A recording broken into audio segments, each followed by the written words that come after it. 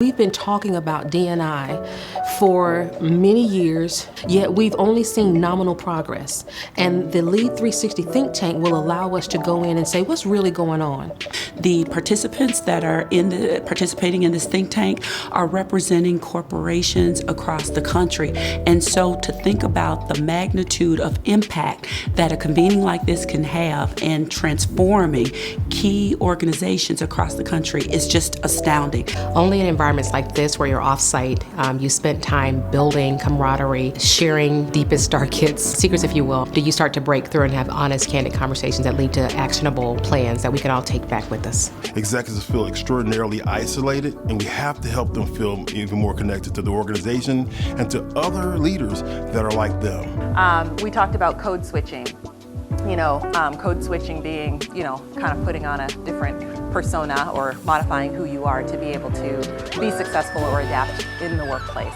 And so, is that required? And is it required, only of African Americans, or does everyone code switch? And I think the conclusion was, if we really wanted to bring our full selves to work, we maybe wouldn't be so successful sometimes.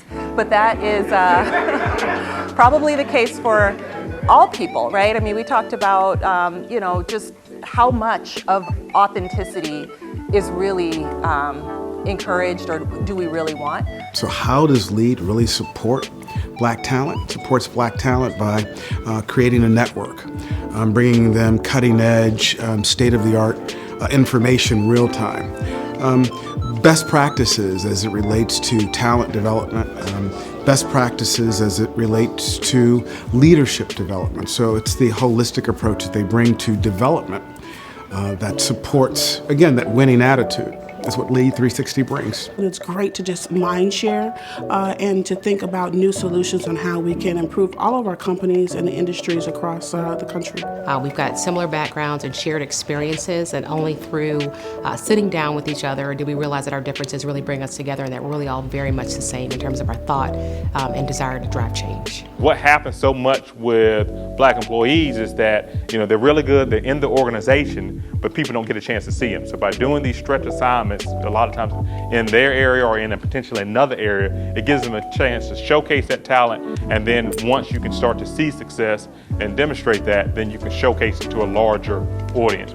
So the mixture of challenge and support in these environments is what's going to ultimately let us be able to push ahead and see more African Americans in senior roles in corporate America.